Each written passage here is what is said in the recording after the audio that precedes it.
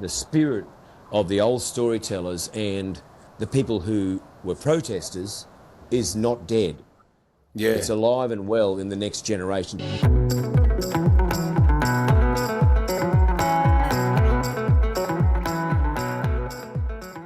Welcome to Radio Woodfordia with me, your host, Harley Breen. How excitement is this episode with none other than Troy Cassar-Daley. By God, I've known of Troy Cassar-Daley for years, never had the chance to yarn. We did do it down the line, and that's the only thing I didn't like about it because, what an exceptional yarn we had. He's a really great man doing some excellent things, and he's passionate about so many things that are in line with the kinds of passions that exist at the Woodford Folk Festival. He was here at last year's festival. He's coming back to the planting, and I've told him, as you'll hear, I'm going to find him in the crowds, try not to cry and give him a cuddle. Enjoy. So anyway, how are you, mate? Look, I'm going really well. I've been on a bit of a sabbatical down here at Halfway Creek near Coffs Harbour, and decided I needed to get out of Brizzy for a little while and just check in on a few things. First of all, get back on country. The second of all, keep myself busy and do some stuff at my old childhood home here. And it's been a really good time out and a real reset, Harley. Yeah, so that's your childhood home you're sitting in at the moment, and it's also your country as well. That's right. Yeah, great. Yeah, it's beautiful Gumbaynggirr Country here, and it goes all the way down to when you get to Dungutty at Kempsey. And I moved here when I was 9 years old, and it was just my mum and I, and she worked on the trains and stuff. So it used to be a bit full of sadness when we lost her a few years ago, but it's actually a really happy place for me at the moment to just come and land when I do get a chance. And you fly into Coffs Harbour and you grab your car and come back here for a week or so, and it just resets the whole thing for me. Yeah, now you tell me before we hit record that you're down there doing some renovations. I'm just wondering if that's where you find some peace is working with your hands, because it's exactly what happens for me. Whenever I need to just get out of my head, I try and pick up a tool and do some form of construction. Is that the case for you?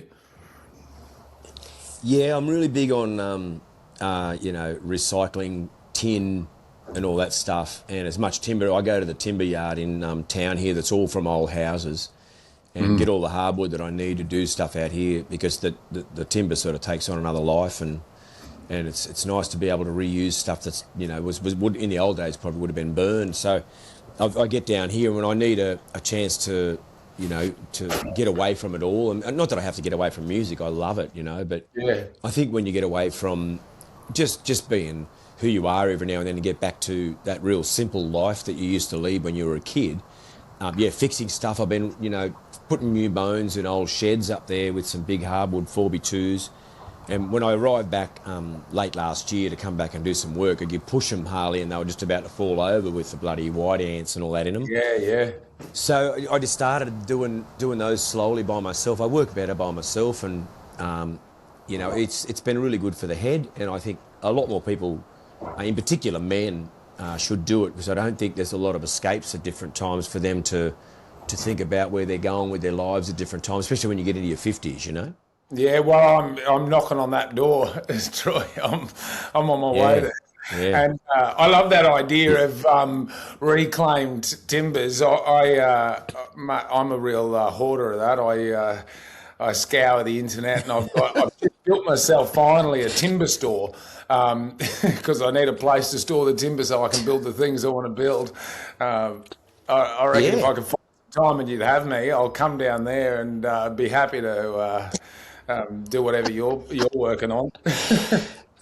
Oh, look, I think that's exactly what I'm doing here. The next thing is to keep the next bit of timber dry, and I've got it stacked up behind the shed underneath tin at the moment, because I know the next lot of bones that I've got to do, it's a pretty big job, and those big G-braces are very handy. They're like having a second person here holding things in place while I, measure things up, and it's just been really good for my head. I'm starting to write songs again, Harley. And Yeah. I think it's a bit of a multifaceted thing. I think being back on country, being out here, and the only real thing that you can hear in the morning are the birds going crazy, and then you've got a day's work ahead of you that you can go and get off these tools, Yes. and get on to the other ones, and just to make yourself practical again. And I think that it's just great for your brain and it's good for your heart. Yeah, I totally agree. I've just come off a fairly relentless week of the end of the Melbourne International Comedy Festival, and I was staying with mates while I was down there, and they've got this old bungalow in their backyard, and my mate, with great affection, I will say, doesn't know which end of the hammer to hold, and I said to him, mate, just let me, because the ceiling in his bungalow was about to fall down. And I said, can I just get in there and just fix that for you? And he goes, we'll just we can pay for a guy to come around. I'm like, no, man, I'd pay to do it because, I'm doing night shows and in the day I don't know what to do with myself. Just let me in there. And, it was the best decision I could have made to just get myself out of my own head. No, that's the way to do it, mate. And I think it's, like I say, it's my escape at the moment. And I really have enjoyed, I think, just doing that manual labour. I think I've lost about maybe 10 kg since I've been down here. Yeah. And yeah.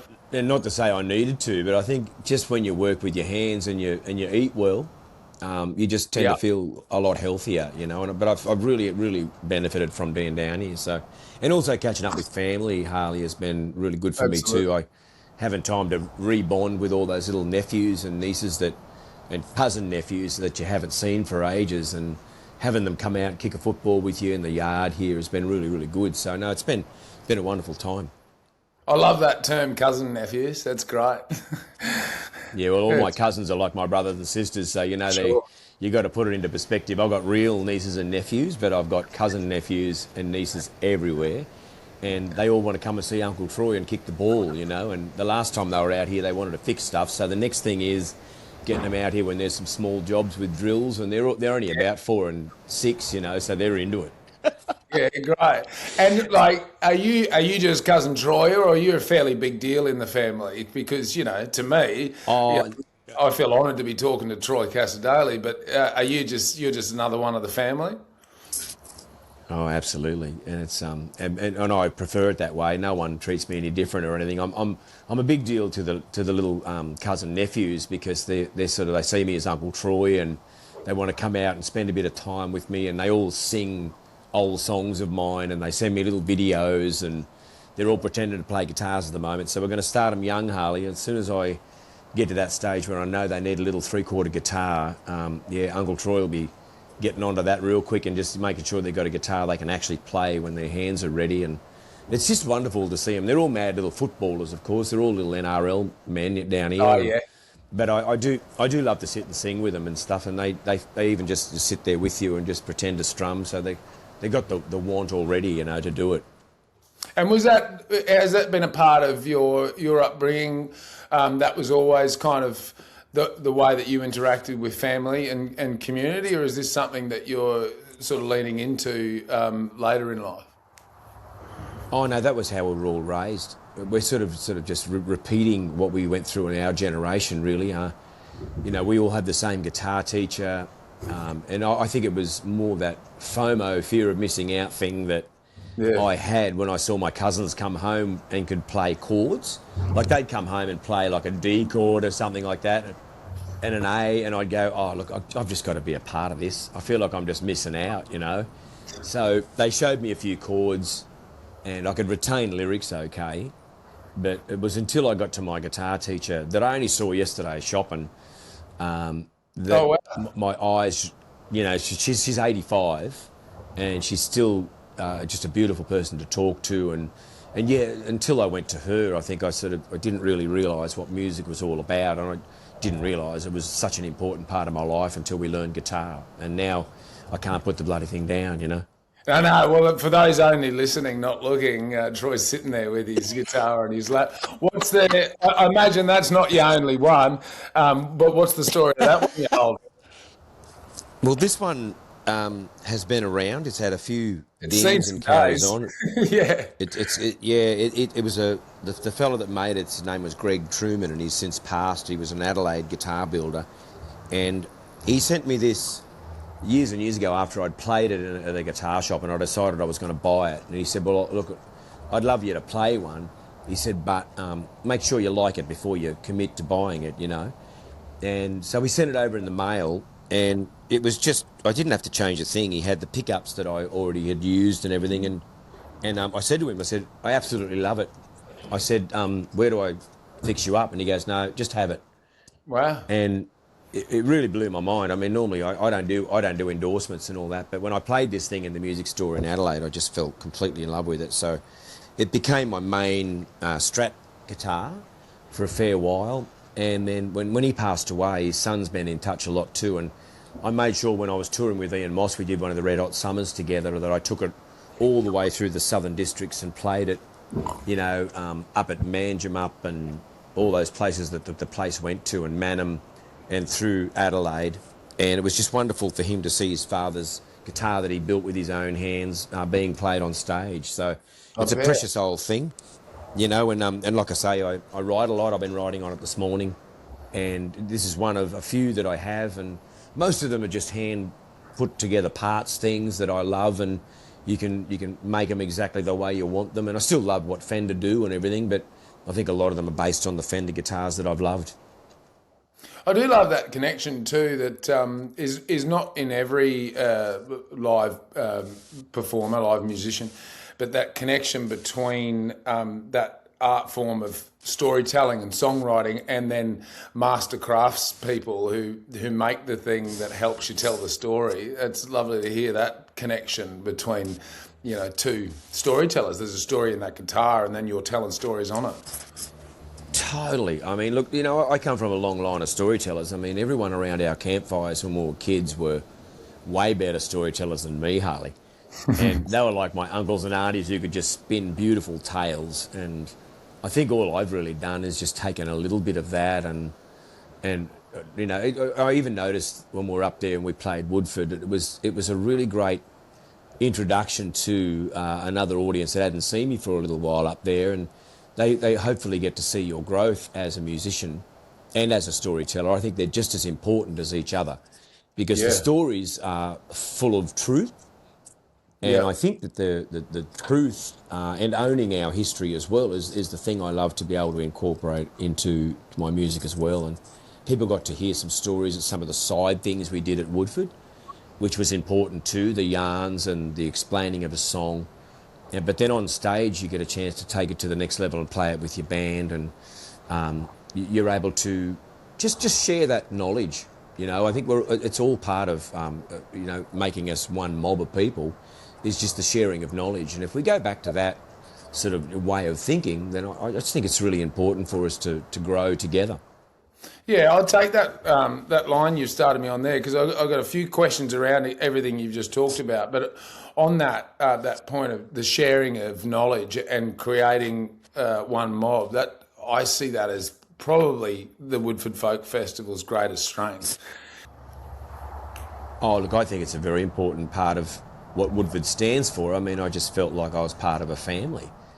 And it's not often you walk into festivals and feel that you're just rolling up to people and yarning, or people are rolling up to you and talking to you like they're almost related to you. And it's just that easy to talk, you know. And I had one lady coming towards me who, as she came up to me, she started to cry and was really, really emotional.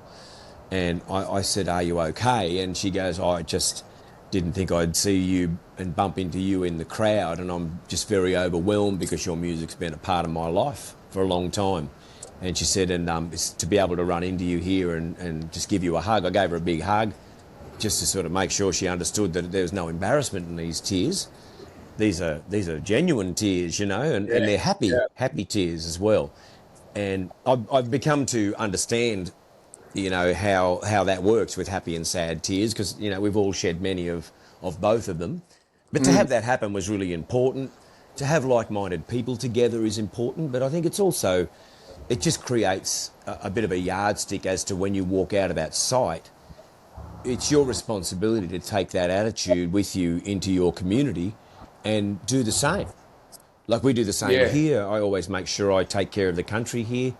You know, I love watching the way the trees are all germinating, and I love that. And I've planted a few native ones where we've gotten rid of a few of the other things that have just come in here by default.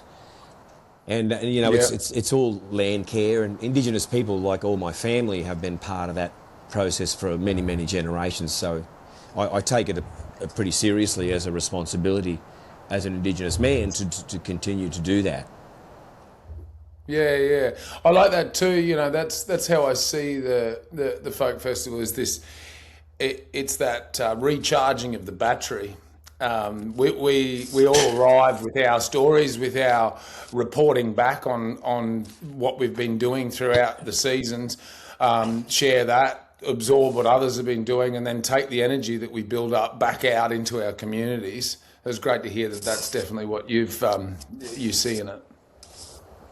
I was inspired. I do some recycling stuff out at Tamworth every year with all the kids. I go into a school where we talk about their worm farms, what they're doing in their school environment to make the environment better, and to see what they're all up to. They're working on solar and they're doing all these different things. I always learn something when I come out, and they're all primary school kids, a lot of them.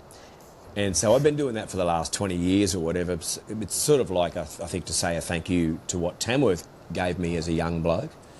But to see the sharp minds of all those kids was really interesting. And then obviously I went straight from doing that little thing in December straight up to Woodford. And then I thought, these kids need to come to Woodford.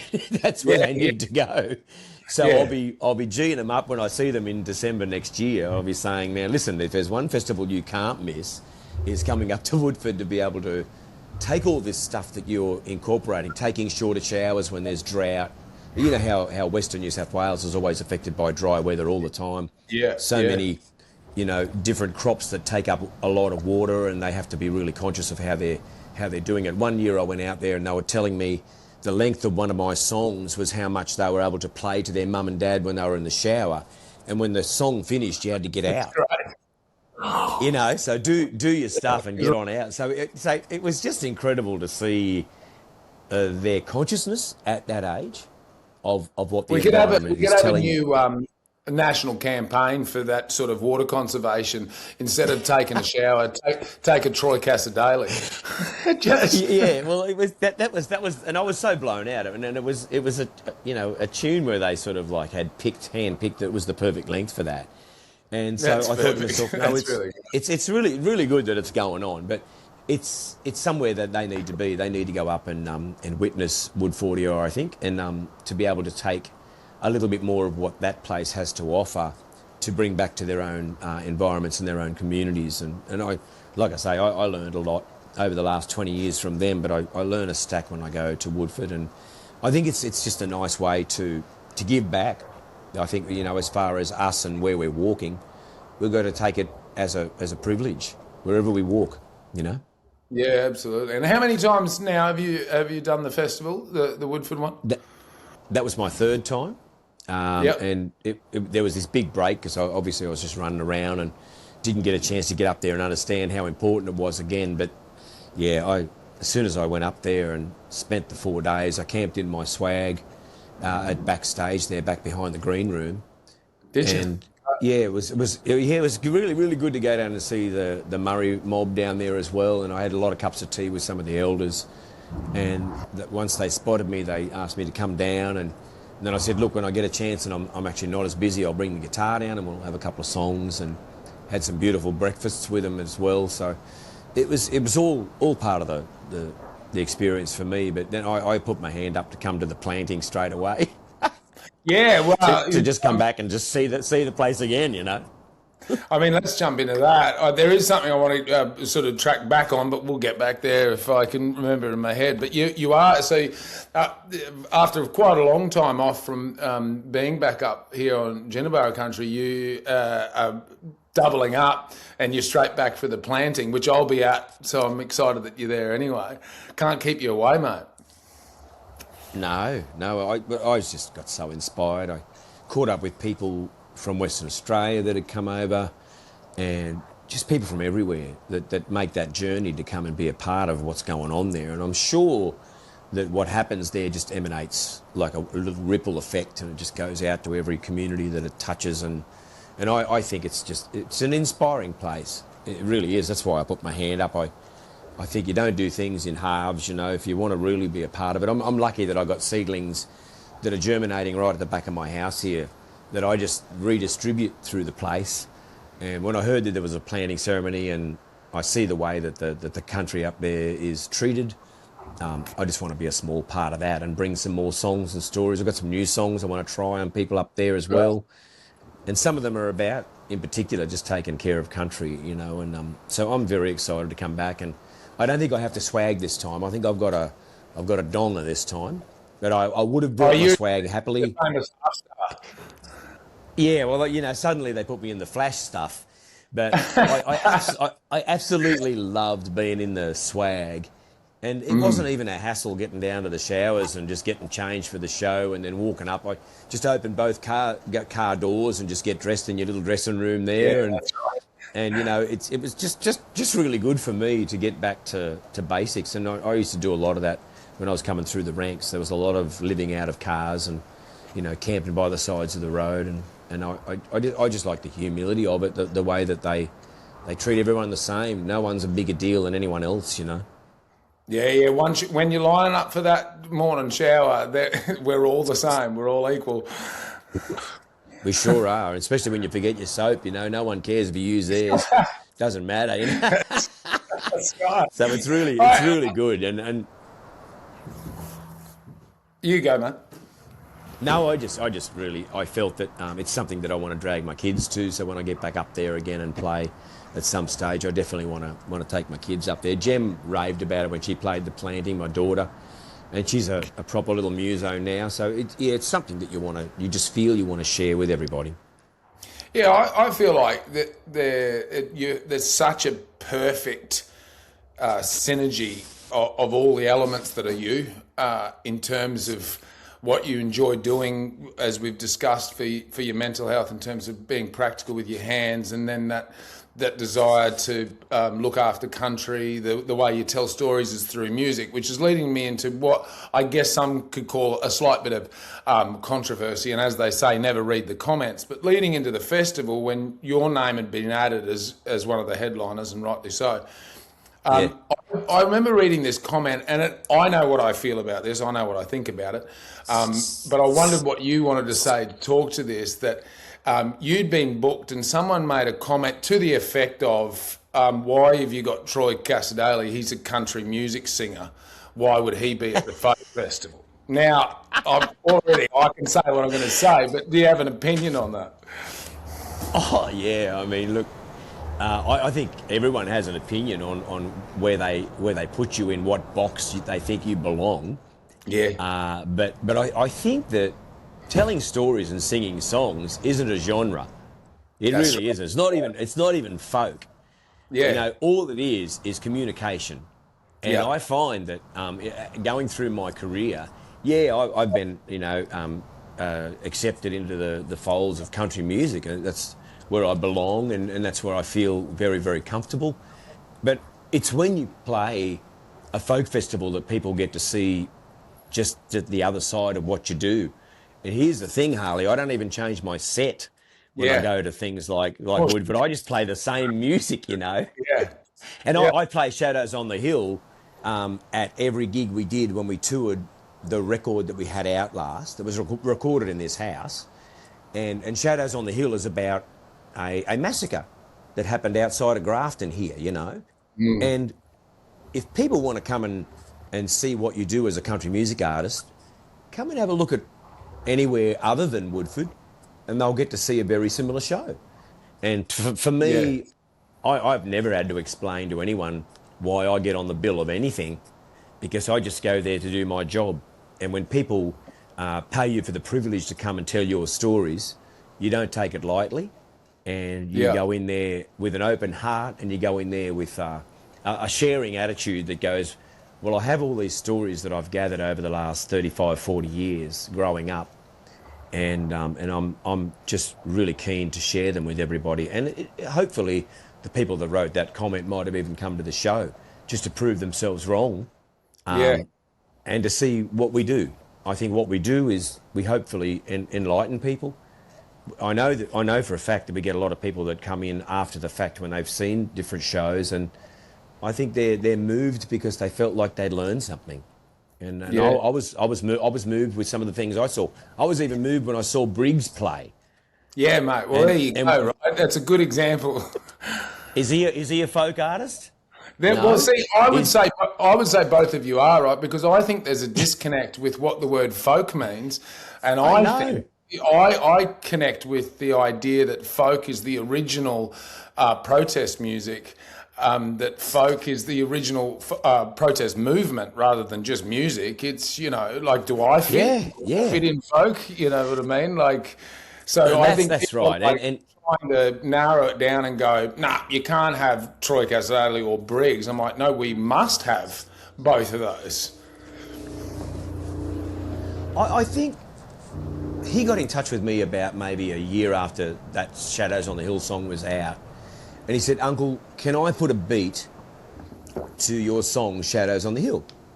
Now, I didn't know what he meant by put a beat to that, because I'm very old school, have this and that. I don't do beats and I don't know much about rap music.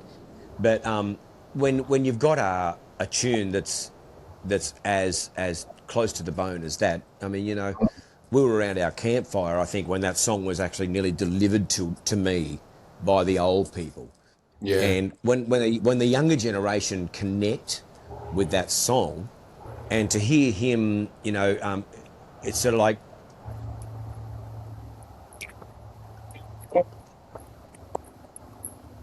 I see shadows on the hill up beside the old sawmill where my people were killed.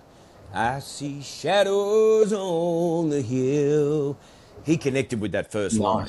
Yeah. And he said to me, do you mind? And then within 15, 20 minutes, he'd sent through this beautiful layering of beats with those lyrics cut out of my song. And then he just turned it into this amazing rap, which took the song from where it was. And I mean, it's a pretty hard subject to open with a line like that. I mean, it really is confronting to a lot of non-Indigenous people. And I always say, don't be confronted, or don't feel shame or blame here. This is just a true story. It was delivered to me by one that my uncle had told me up there, and to see those generational things happen where Briggs took that song and made it his own. Slim Dusty's widow, Joy Kirkpatrick, she actually loved that version of Briggs, even though it's got swearing and everything in it. Yeah. But she absolutely loved that version because of its content, because of its truth-telling. Yeah. And so, I think that, going from, I know I've gone off the road here, but going from that comment to seeing myself and Briggs invited to Woodford, and then to see what Briggs had done with one of my songs, and it became a little cross-collaboration thing, I think that tells you that, the spirit of the old storytellers and the people who were protesters is not dead. Yeah. It's alive and well in the next generation to the next generation. And it's what this country here that I'm on at the moment provides is bringing those cross-genre storytellers together to be able to collaborate and then reach completely different and diverse communities with those stories in a different way. Yeah, I just, the cups of tea that I had down there with the elders at the camp, how good is that? They've got a purpose-built camp for the Murray people to come and stay out with all the kids, put the tents up, there's tea and coffee, sort of little things happening in there. It's really basic, but it's full respect, Yeah. That just doesn't happen anywhere. I just think it's just beautiful respect, and I think it's what drew me down into that little gully from where I was camped. I could hear the kids playing. I could hear that one lad was on a didgeridoo there, and he was on clapsticks. And it was almost like everyone had arrived. They were singing up the country. I needed to go down and pay my respects. I walked down with full respect as I was on someone else's country. And I asked if I could sit down, and they said, yeah, put the kettle on. There's an urn there that should be working. make yourself a cup of tea. I made myself the most beautiful black cup of tea and just sat down and once again felt like I was sitting with family. And, you know, that's what Woodford creates to me. And how do you walk away from that not being inspired, Harley?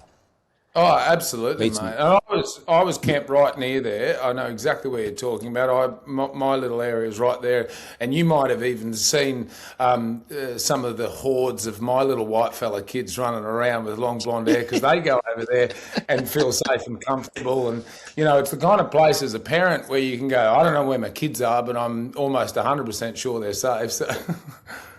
I just love the way the kids were playing, and I know for a fact that they would have been burned out by about 5:30, but some of them had to go and do some dancing, you know, in the dance circle. And so I used to say to the elders, I hope these kids are saving a bit of energy for later on. But they got stacked. You couldn't even bottle that stuff, you know. Yeah, totally. But yeah, I saw the kids all running together, all colours, you know, and it was just really beautiful to hear them all happy and doing what kids should do and getting off screens and going down, running around, playing tips. And they were just having a ball. And then there was the quiet times when I'd catch up with them and I'd walk down to say good day to the elders in the morning after I'd grabbed some breakfast. And they were all just sitting there, just taking their time, having a listen to what the elders were saying. They weren't on screens. Yeah. They were all just hanging out at the breakfast table while they all got their breakfast and just I think it was just wonderful to see them being kids, you know? Yeah, and isn't that vitally important to have that the diversity of age in a community, which I have felt, and I've spoken to this a heap on this podcast and just in my life, of the need to have all of those different ages of knowledge that have opportunity to connect together, that I think that we've had severed from us over the course of my life, and you bring up screens. They're trying to isolate us and take us away from that connection with all of this different knowledge base. Yeah, I had a very similar experience where I was at where my grandparents used to go to a place outside of town here called Gumbaynggirr, Harley, and it's some of the most stunning country you'll ever see. Very granite, lots of fresh water. And next to us there was a bunch of kids that were related to the lady that my cousin was with, and they wanted to go fishing, right or wrong, and there wasn't really a dad role model around to take them fishing. And so when I got back from my paddle, I went down to do a bit of soul searching down that beautiful Man River, and then I came back and I said to the kids, look, I've got a hand line here, and I think there's a little eastern cod on there that I've got to let go, but did you want to come and have a look at it, make a wish, maybe touch it, and before we release it, because they're protected, you know.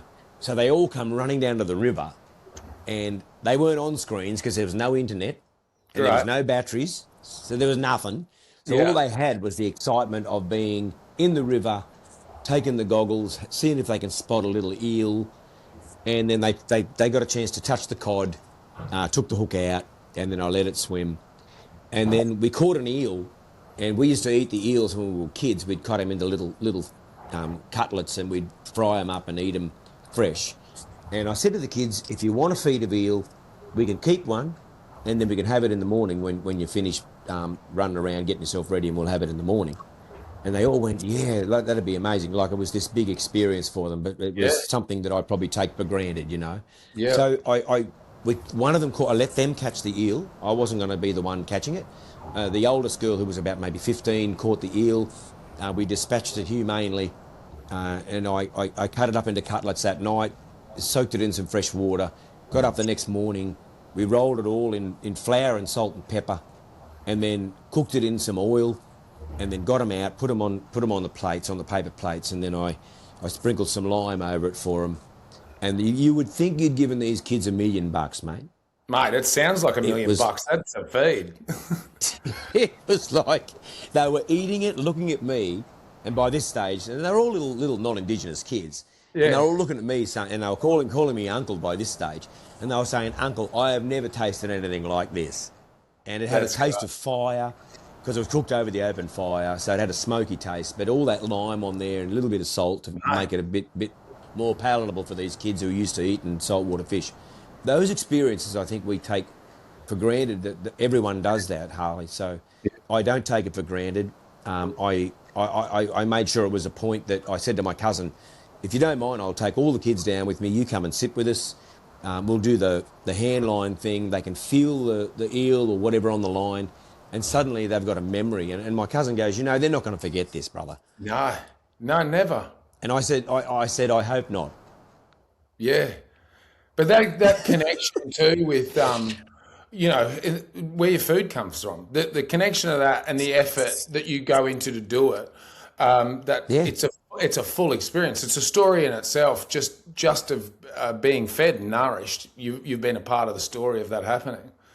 So vitally important. What an experience that you get to give and be a part of yourself. Oh, look, if the turtles weren't full of eggs and all that stuff at the time, I would have shown them how to catch and process one of them too and have them on the coals, because that's another experience that we grew up with, and that was what my grandparents used to live on, turtle and wallaby, when they were living out there at Cangy. And they used to, my nan used to in particular take her younger sisters out there. It was also a place to hide them from the welfare man when he was doing the rounds in South Grafton. So they would hook on out to Cangy. So it had another important thing for me to visit to regenerate my spirit a bit too, because that was a place where it was safe out there from the people. They wouldn't bother to go out to these places. And so for me, it had a double-edged sword. It was a revisit of the old people out there and why they used to go to Cangy, but they also used to nourish their families with bush tucker. And I at least was able to show the kids a small part of that too. And those memories are made for a reason, Harley, and I'm hoping one day those kids will come back out and I can show them how to process a turtle and have a leg of turtle on the fire. And those things have been happening for a long, long time, brother. And I think it's so important that even when we have our men's camp out there, all the young boys go and learn how to dive for the turtles, and they learn how to let the females go. Yes, a lot of the times they're carrying eggs, and we have to look after the next generation of the food that we're eating as well. And to know where it comes from is important, and to be humane and to thank the old people for those gifts is such a vital thing. And whenever I step on my country here and go fishing, or I'm up there at Cubby Cubby and I'm fishing up there, I always yarn to the old people and I say to them, if you can give me sustenance today, I would appreciate it. If not, thank you anyway. It's been a privilege to walk here regardless. Yeah, great. Well, that's I feel envious of a lot of that, and I try and do it myself, but I think maybe I need to prioritise a bit more of that. And like I said at the start of this, Jan, if you'd have me, I'll come down there and even help you try and store some timber under a shed, just to be a part. Look, I mean, if there are people that you should be touching base with up that way, especially over on the coast, that would take you and your kids fishing, and show them a little bit of the country, especially Cubby Cubby, where I've had the privilege of going up and visiting since my wife's family used to go there. I'd never been there until Laurel took me there.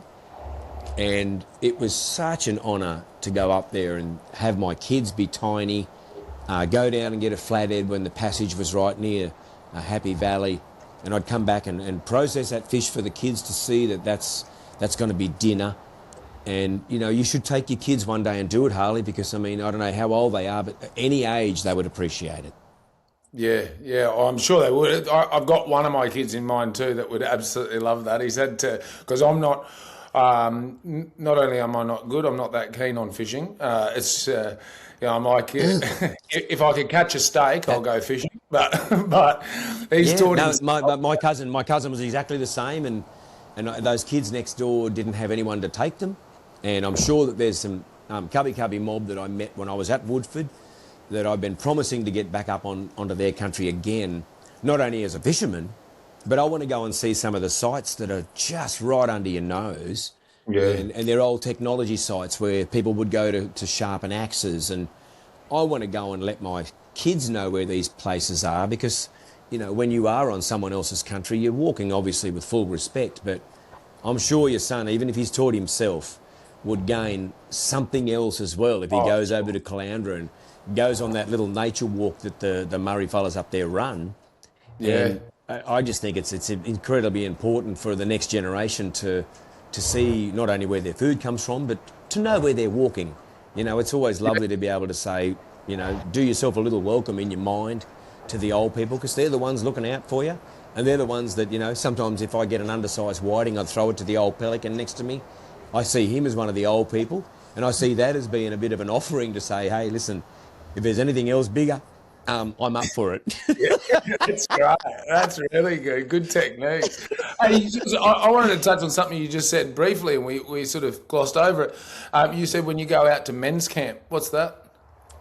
Yeah, well, we had a cousin that was very, very sick with pancreatic cancer, and we decided to hold a men's camp. We hadn't had one for a long time, in his honour, to get him back out on country for the last time. So it started this thing that happens every year now. And we go to our places like Kangi, where I was just talking to you about. We go to Buckarumbi, where our families have camped for generations. And we take the young fellas through the process of, this is what we did as kids. You can bring your kids up here one day and do the same. And then we get the guitars out at night. We talk about life, our memories, we laugh and we cry about the old people we've lost that we miss so much.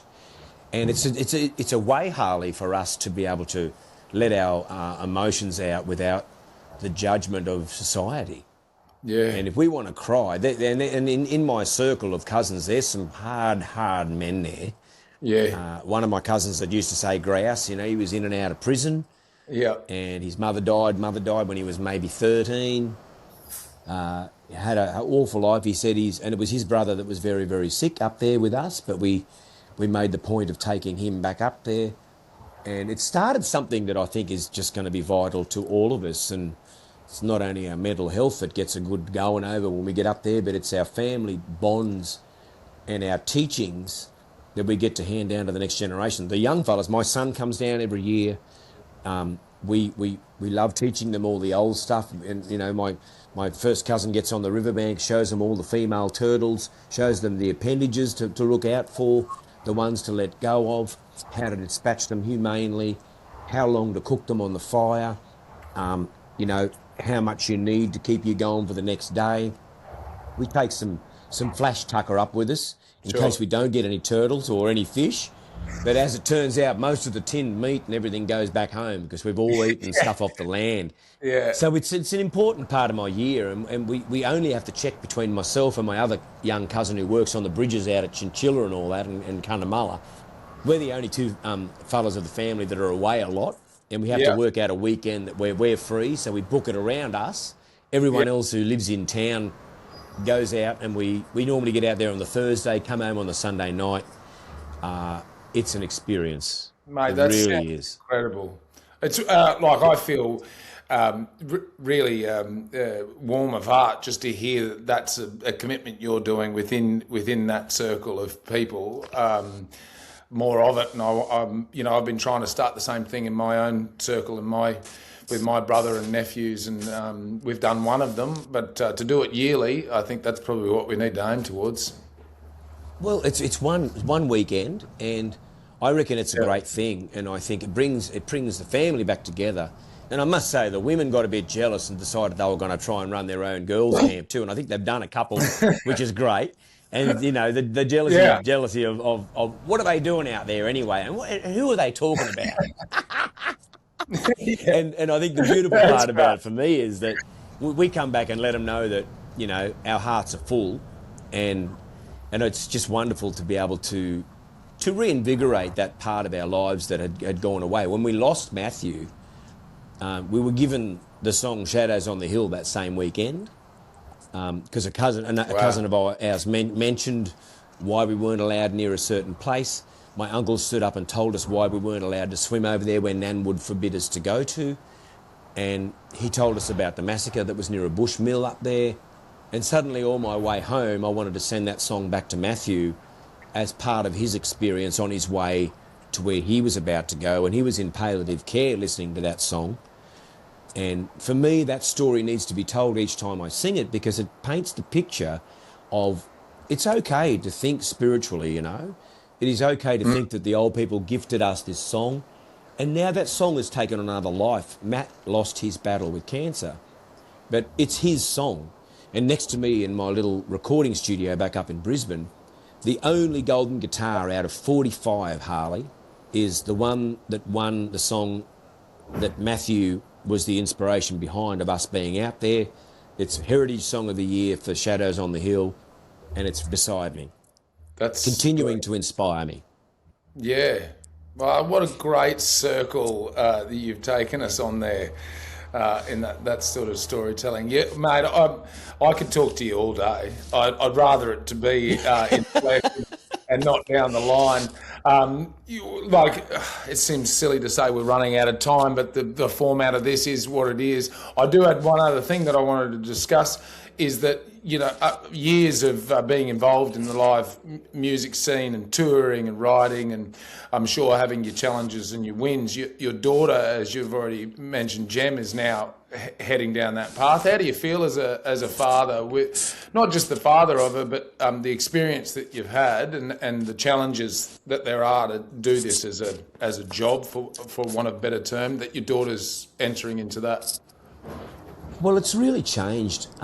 The world has changed since I started, and so my advice to her really was, look, I'll do the old school thing with you, Jem. She deferred university that she was doing some studies at, and I said, if you really want to think about music, come on the road for a year.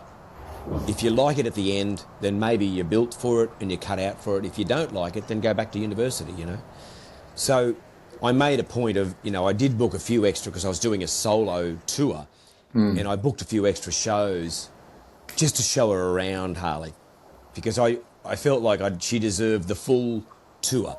So 82 shows later, wow, with her opening up for me, it was a big year. Yeah. And the pivotal moment for me, pride-wise, was she was on the plane. We were flying on a red-eye out of Darwin, and we were just about to land, and we were dog-tired. That's a horrible flight, that one.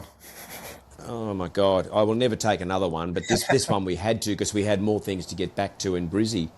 But she put a tray table up and locked it off, and she looked at me, and she looked really tired. Little eyes were red, and don't think she slept much. And she said, Dad, this year has been incredible.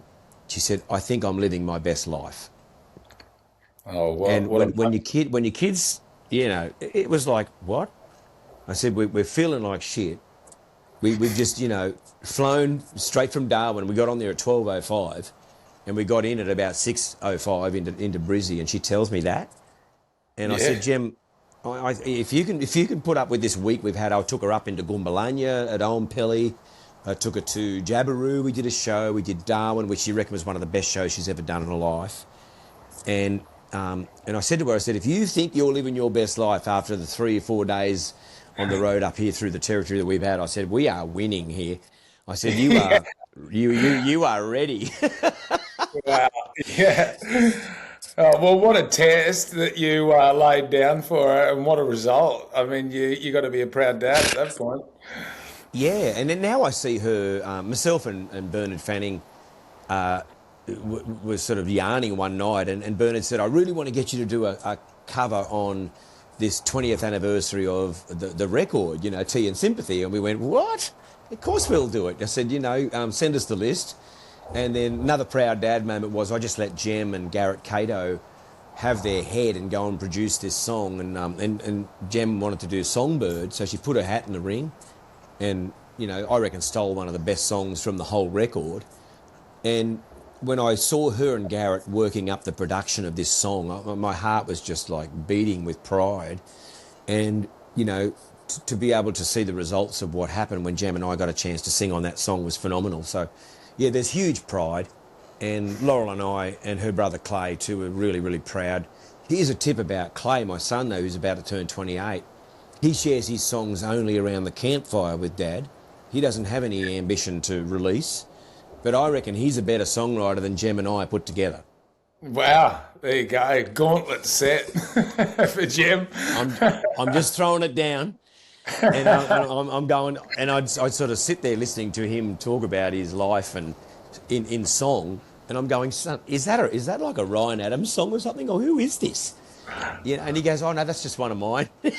Wow, that's excellent. So one day, if we get the privilege to have him share those tunes with us, I will be a happy man. But until then, I will say that Jem and I love Jem's writing, and I said to Jem, I wish Clay and you would do a duet record or something just to encourage him out of his shell and do some songwriting. But yeah, it's just been, and Laurel and I are very privileged with just how kids have just turned into good human beings. Everything that happens outside of their human realm, to me, is a bonus. But I just think when I have people come up and just comment on how nice they are to deal with, how they never bitch at a sound man or whatever, especially with Jem now on her career thing, I just feel really proud of that. Well, it sounds to me, Troy, like you also put in the work to make that the outcome. Oh, I think we both did. Laurel and I, have always tried to keep the kids off the screens. Every time we go to a restaurant, when the kids were normally on someone's phone, we would take drawing pads and we'd have a drawing competition, and that was the best way to keep them engaged. Yeah. So I say to Laurel and I, the way we'd raise them was always with that in mind, to engage, and they engage with people beautifully, and I think it's because they haven't become socially inept from being on screens for too long. And I see a lot of that up there at Woodford as well. When I saw the kids' activities, I thought, no, this is just next level. So I will be inviting those kids from Tamworth up there, Harley. Yes. That's going to be my next goal. When I get down there and say, get your parents to get them up to Woodford, I reckon it will open your eyes, and all this recycling that you've got going on in your community here, it will all make sense when you get up there. Mate, that's excellent. I tell you what, Troy, I'm saying this, at the planting, I'm going to find you in the crowd. I'm going to do my best to not cry as I approach you, but I am going to preemptively ask for a cuddle. Mate, you've got a cuddle coming your way, Harley. And like I say, to the lady, I don't know whether she watches. Yeah, I just want to say to the lady that cuddled me and cried, it was one of the most moving things I think I've ever had happen.